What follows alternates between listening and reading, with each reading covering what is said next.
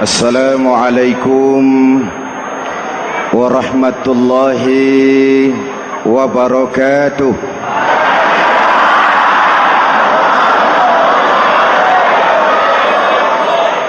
Alhamdulillahi rabbil alamin, wassalatu wassalamu ala ashrafil mursalin, sayyidina wa maulana Muhammadin wa ala alihi wa sahbihi ajmain, amma ba'du. Para ulama yang saya muliakan, hadirin hadirat ma'asyiral muslimin yang saya cintai, banyak kita alami perubahan-perubahan yang terjadi, baik perubahan yang menyangkut sosial budaya, lebih-lebih yang menyangkut sosial politik. Yang tidak banyak mengalami perubahan adalah sosial ekonomi. Bahkan angka kemiskinan kita naik menjadi 3/5 dari total penduduk kita hidup di bawah garis kemiskinan, dan 20% diantaranya miskin mutlak. Perubahan-perubahan yang terjadi menyadarkan kita kepada kebenaran Al-Quran ketika Allah menyatakan wa tilkal ayyamu nudawiluha bainan nas. Hari itu kami putar di antara manusia. Ada saat datang, ada waktu pergi. Ada hari lahir, ada saat kembali, ada waktu dilantik, ada saat menyerahkan jabatan. Hari kami putar di antara manusia dan hidup cuma sekadar menunggu giliran. Soalnya kemudian di tengah perubahan-perubahan yang terjadi begitu cepat, what must we do now?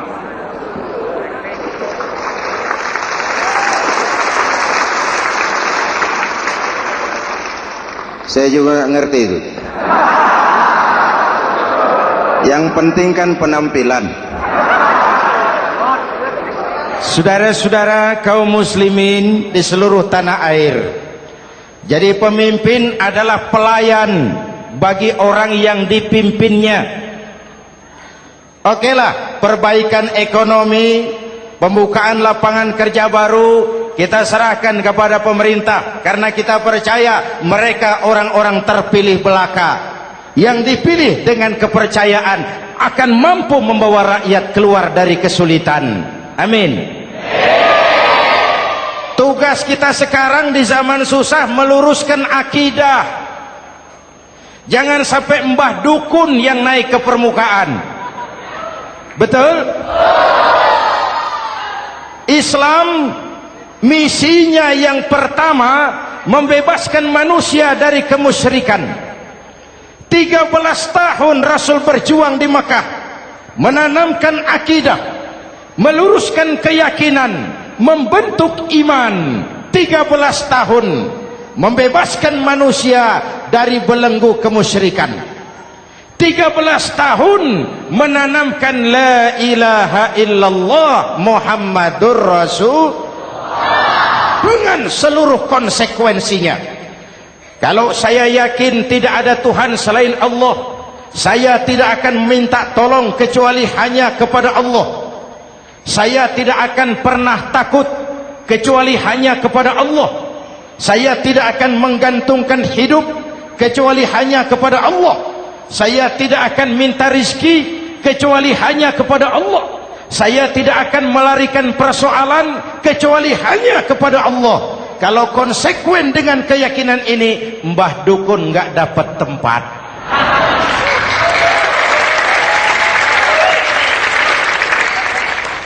Akur? Ayo lihat secara sederhana. Saya sandaran di tiang, tiangnya ambruk, sayanya jatuh. Saya sandaran di tembok, temboknya runtuh, saya juga runtuh. Saya sandaran kepada orang kaya, dia jatuh miskin, saya bangkrut. Saya sandaran kepada jenderal, dia pensiun, saya selesai. Tapi kalau saya sandaran hanya kepada Allah, Allah tidak akan pernah miskin, Allah tidak akan pernah lumpuh, Allah tidak akan pernah terpuruk, dan Allah tidak akan pernah berkurang kekuasaannya.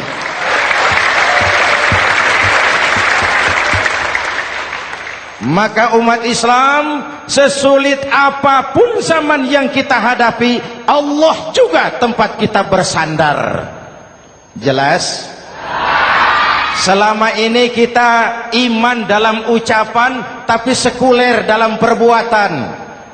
Di masjid ada Allah, di kantor Allah tidak ada, maka korupsi merajalela.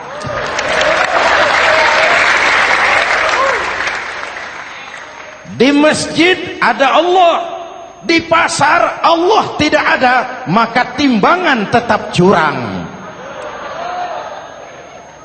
Kita iman dalam ucapan, tapi sekuler dalam perbuatan. Oleh karena itu, sesulit apapun zaman yang kita hadapi, iman jugalah pegangan kita, Allah juga tempat kita bersandar. Boleh zaman berubah, akidah jangan sampai goyah. Karena iman kita hidup, untuk iman kita berjuang, dan dalam iman kita ingin kembali menghadap Allah Subhanahu. Selama ini manusia Indonesia kita lebih banyak diisi otaknya, hati sering kosong, agama dangkal, akidah rapuh, moral rendah. Memang kemudian muncul banyak orang-orang pintar, cuma sayang tidak benar.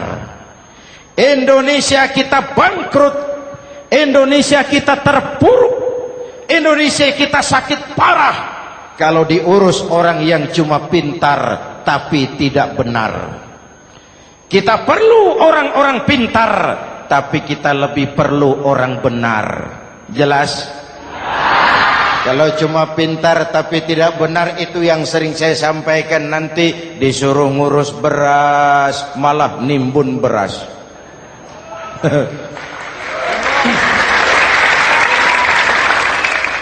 Disuruh ngurus laut malah jadi bajak laut. Disuruh ngurus hutan rame-rame jadi orang hutan. Jutaan hektar hutan Indonesia kita ini merupakan kekayaan sumber daya alam kita yang harus digunakan bagi sebesar-besar kemaslahatan rakyat. Yang disuruh ngurus hukum malah bikin hukum seperti pisau, tajam ke bawah, tumpul ke atas.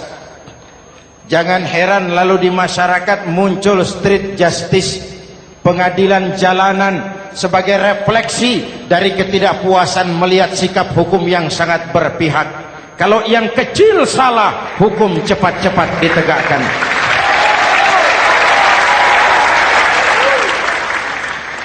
Lihat saja sekarang ini, kalau orang terkenal banyak uang, punya masalah, antri yang bela. Betul?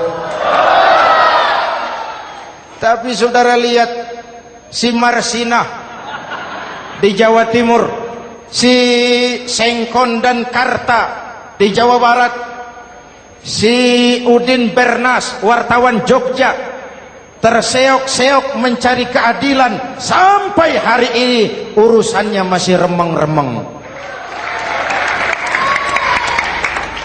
Kenapa bisa begitu? Jawabannya sederhana, tidak ada fulus. Ada fulus mulus, tidak ada fulus manfus. Betul?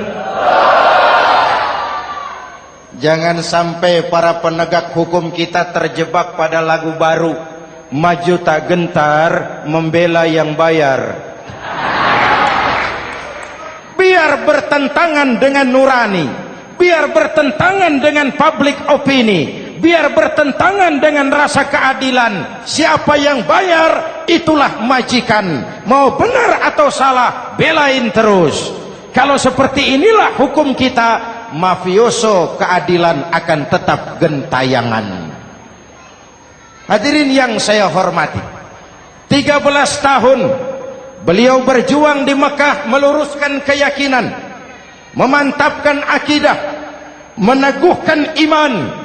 Dari situ segalanya dimulai, dan ke situ segalanya akan menuju. Intan paling mahal, mutiara paling berharga, tidak lain adalah nilai-nilai keimanan. Kalau itu sudah tergadai, apalagi yang bisa kita banggakan dalam kehidupan ini?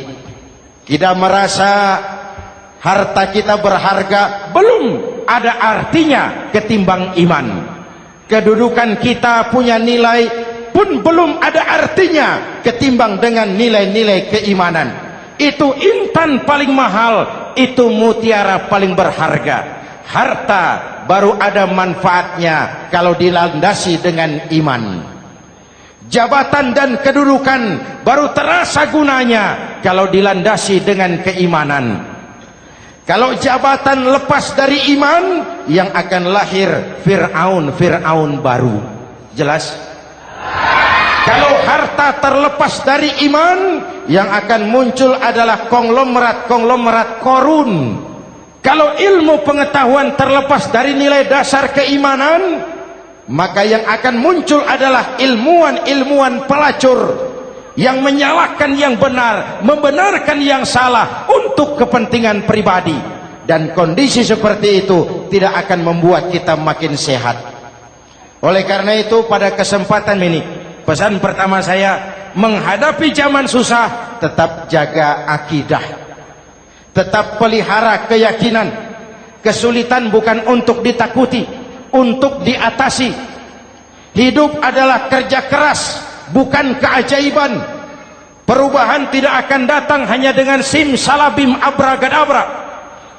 Perubahan tidak akan muncul hanya dengan berandai-andai. Perubahan tidak akan turun dari langit seperti turunnya embun di waktu malam.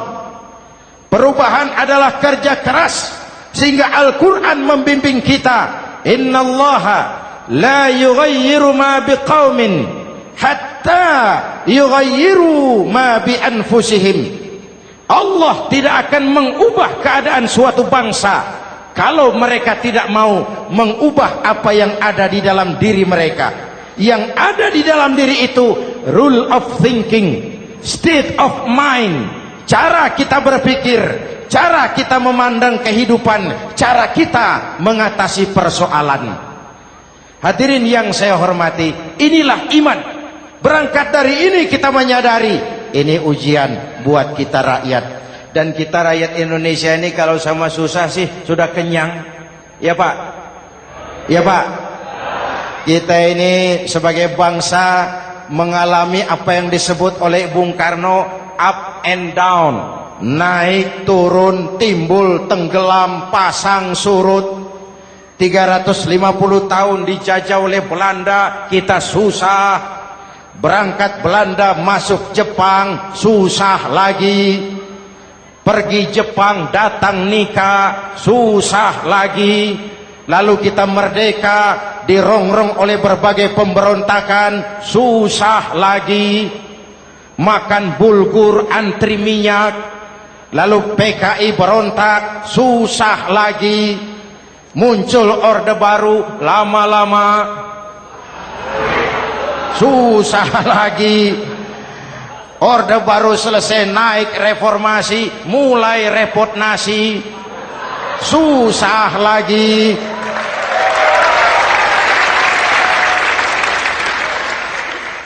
Kalau susah kita ini sudah akrab, sudah intim. Mestinya kalau sudah susah seperti itu, jangan salah sikap menyikapi kesusahan. Jangan sampai kita potong kompas, ambil jalan pintas, terjebak menghalalkan segala cara. Itu tidak akan menguntungkan, itu tidak akan menyelesaikan.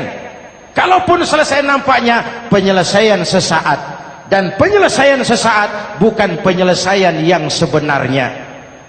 Karena itu tetaplah dalam koridor keimanan. Boleh zaman berubah, akidah jangan sampai goyah. Silahkan masa berganti, tapi keyakinan jangan mati. Sekali la ilaha illallah sampai tetes darah paling penghabisan, tetap la ilaha illallah. Sanggup? 3 orang. Sanggup? 21. Sanggup? Kalau sanggup kita harus konsekuen.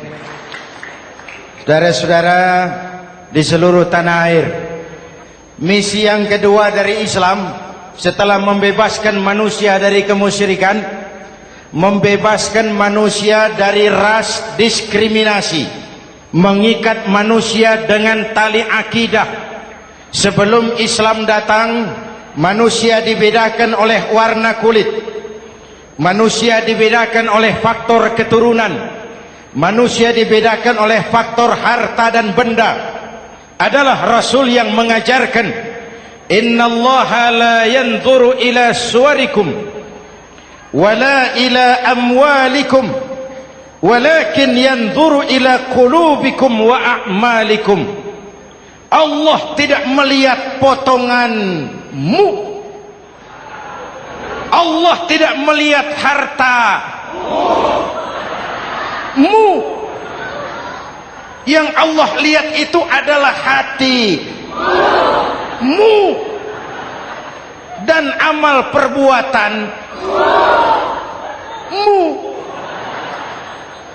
Jauh sebelum Amerika teriak-teriak membanggakan apa yang mereka sebut sebagai Declaration of Independence, Nabi sudah mengajarkan kepada kita semua, An-nas kulluhum li Adam wa Adam min turab la fadla li Arabiyyin ala ujamiyyin illa bittaqwa. Seluruh manusia berasal dari Adam. Adam diciptakan dari tanah. Tidak ada kelebihan Arab dengan yang bukan Arab kecuali takwanya.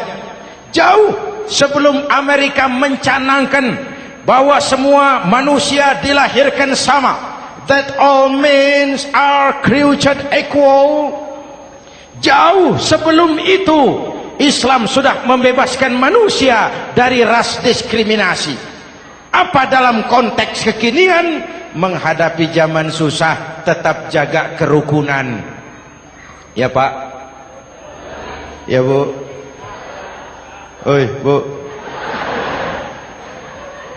menghadapi zaman susah tetap jaga kerukunan, baik antar umat seagama, antar umat beragama, maupun antar umat beragama dengan pemerintah.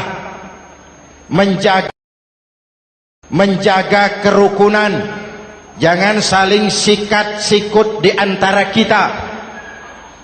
Sebab kalau sudah rukun, saya ajak berhitung, 1 ditambah 1 sama dengan, itu matematika namanya, hasilnya pasti.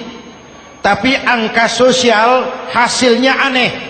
Saya ubah jadi angka sosial. Ayo kita berhitung lagi.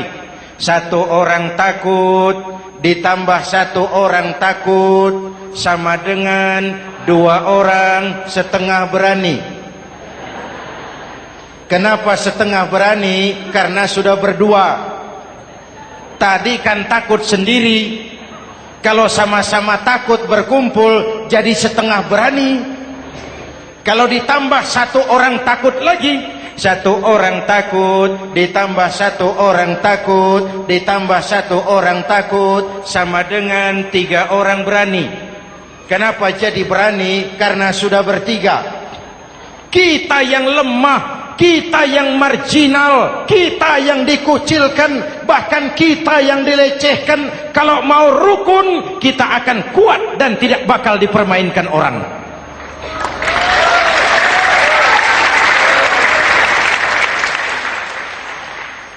Tapi kalau rukunnya yang satu mau menikam yang lain, saya ajak berhitung lagi. Yuk berhitung yuk. 1 ekor ayam ditambah 1 ekor musang sama dengan 1 ekor musang.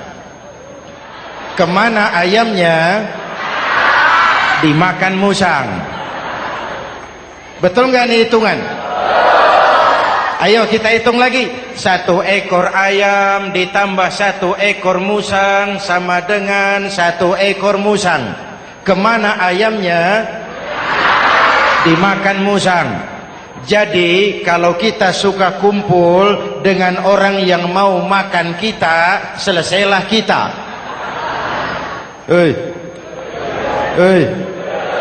Maka kalau merasa kita ini ayam, yuk kumpul sama-sama ayam, pulang ke kandang ayam.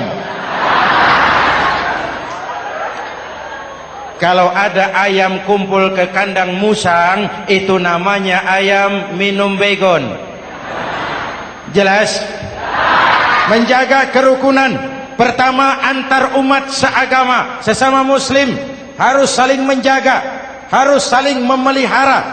Baik dia muslim yang jadi kapolri, baik dia muslim yang jadi kasat, baik dia muslim yang jadi pengusaha, baik dia muslim yang jadi petani, nelayan, guru, semua komit menjaga semangat kebersamaan, rukun antar umat seagama. Jelas? Jelas?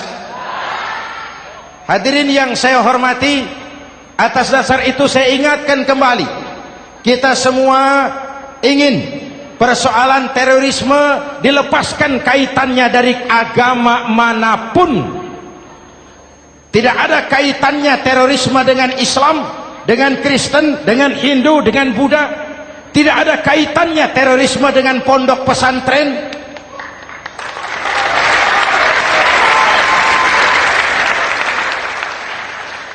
Jangan sampai pesantren jadi kambing hitam.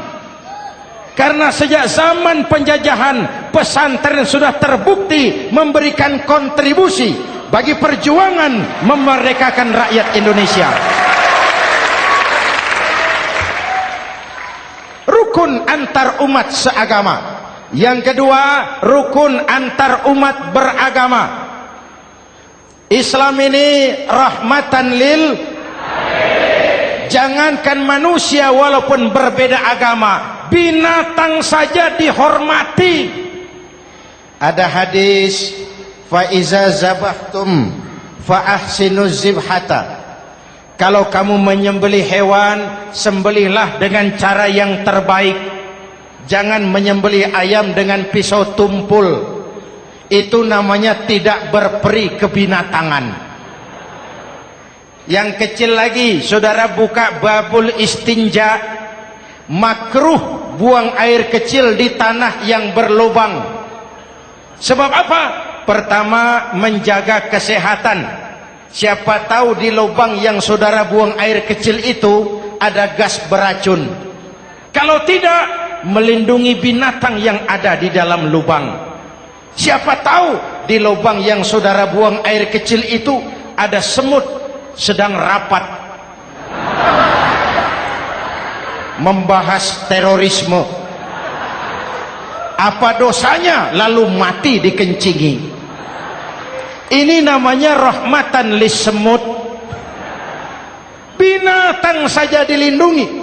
Maka perbedaan agama tidak harus menyebabkan kita bertolak belakang. Perbedaan agama bukan alasan untuk saling bermusuhan. Apalagi kita sudah menyadari tentang kemajemukan kita, tentang kebinekaan kita, tentang keragaman kita. Rukun antar umat beragama, saling menghormati, saling menghargai, tapi tetap dalam batas lakum dinukum.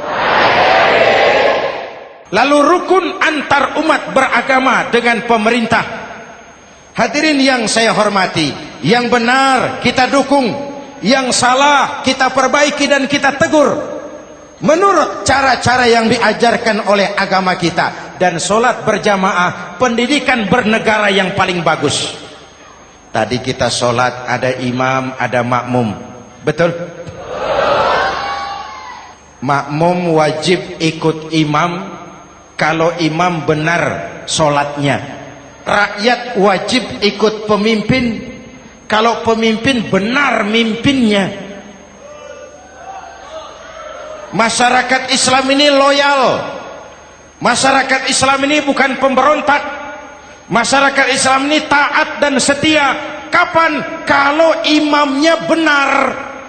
Imam takbir, makmum. Imam ruku, makmum. Imam i'tidal, makmum.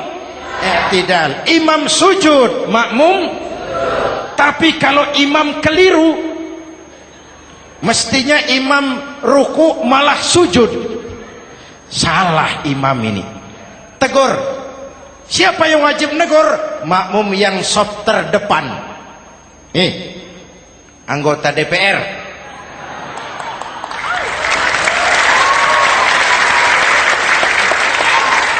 Ini wakil-wakil makmum ini, sop di depan ini. Kalau imam keliru, mereka paling tahu. Ngomong. Tegur. Bagaimana negurnya? Ada aturan main. Mestinya ruku, imam sujud. Salah ini imam. Subhanallah. Kan begitu negurnya. Betul? Tidak boleh juga imam keliru, makmum emosi. Main pegang. Weh, makmum salah. Hoi, hoi. Kacau sholat. Betul? Anggota dewan ini, soft di depan. Itu kalau imam keliru. Satu saat imam buang angin. Namanya manusia bisa buang angin toh. Apa makmum lalu berkata, demi kesetiaan saya kepada imam, imam buang angin, saya lebih keras lagi. Itu namanya fanatisme buta, loyalitas yang goblok. Imam buang angin, minggir. Iyyaka na'budu wa iyyaka nasta'in. Sampai situ imam buang angin, minggir imam. Lalu saf yang di depan maju. Tidak usah bikin sholat baru, teruskan pekerjaan imam. Ihdinas siratal mustaqim. Teruskan. Kenapa? Kalau bikin sholat baru lagi, nanti buang angin lagi. Bikin lagi sholat. Kapan selesainya sholat? Kapan selesainya membangun negara ini? Yang penting imam tahu diri, buang angin, minggir.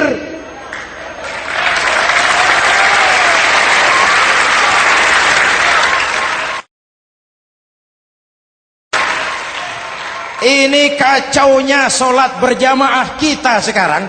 Kacaunya negeri kita sekarang. Banyak imam sudah buang angin, gengsi. Dia aja merasa nggak punya salah. Dikasih tahu sama makmum, imam tadi buang angin ya, malah jawab sedikit. Apa kalau sedikit lalu tidak batal sholat itu? Mekanisme kehidupan sosial yang diatur lewat tuntunan sholat berjamaah.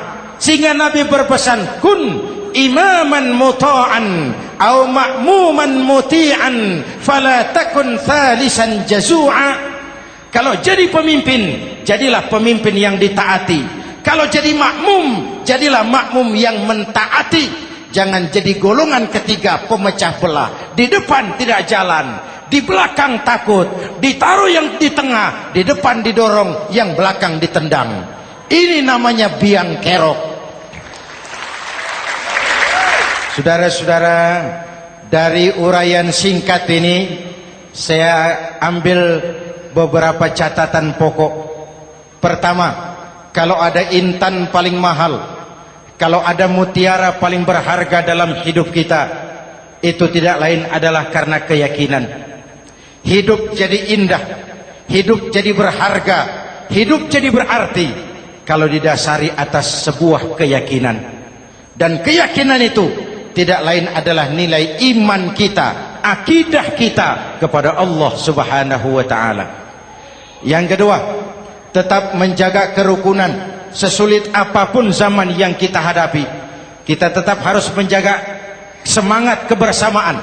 Kita harus tetap menjadi lem perekat yang menjaga keutuhan, baik sebagai bangsa maupun sebagai umat. Perbedaan adalah wajar, harus dihormati sebagai ciri kehidupan berdemokrasi. Tapi jangan perbedaan menjadi sebab kita bermusuhan, dan jangan perbedaan menyebabkan kita saling berpecah belah. Hormati perbedaan, jangan perbedaan dipandang sebagai permusuhan. Dengan akidah yang kuat dan kebersamaan yang kokoh, ayo kita hadapi kesulitan, kita atasi kesulitan, dan dengan kerja keras untuk menyongsong hari esok yang lebih pasti. Mari kita Fatihah, semoga Allah memelihara kita bangsa Indonesia. Ala hadhihi niyah wa ila hadratin Nabi. Al-Fatihah.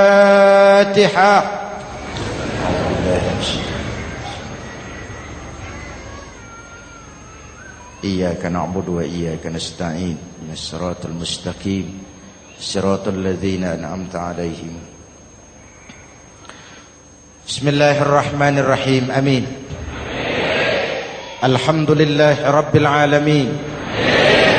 Allahumma salli wa sallim wa barik ala sayyidina Muhammadin wa ala alihi wa sahbihi ajma'in. Allahumma rabbana taqabbal minna salatana wa siyamana wa qiyamana wa takhashu'ana wa ta'abbudana wa tammim taksirana ya arhamar rahimin. Allahumma aslih man fi salahihi salahul muslimin. Allahumma ahlik man fi halakihi salahul muslimin. Allahumma rabbana la tu'akhizna in nasina aw akhtana. Rabbana wa la tahmil alaina isran kama hamaltahu ala alladhina min qablina. Rabbana wa la tuhammilna ma la taqata lana bih wa'fu 'anna waghfir lana warhamna anta maulana fansurna 'alal qaumil kafirin. Allahumma ij'alna minas su'ada'il maqbulin wa la taj'alna minal ashqiya'il mardudin. Afdalu ma qultuhu ana wan nabiyyuna min qabli. La ilaha illallah.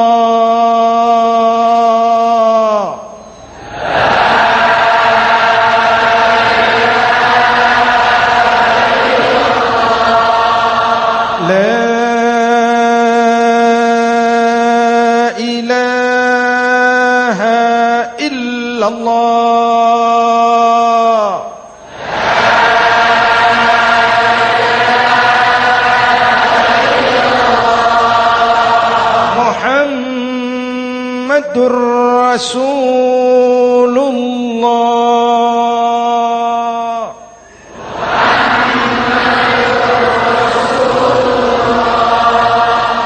Sallallahu alaihi wa alihi wa sallam. Kalimatu haqqin 'alaiha nahya wa 'alaiha namut wa 'alaiha wa biha nub'atsu insyaallah minal aminin minal aminin minal aminin rahmatika ya arhamar rahimin. Sallallahu ala sayyidina Muhammad wa ala alihi wa sahbihi ajma'in. Ana rabbika rabbil izzati amma yasifun. Salamun alal mursalin walhamdulillahi rabbil alamin. Jumpa lagi di lain kesempatan insyaallah. Wassalamualaikum warahmatullahi wabarakatuh.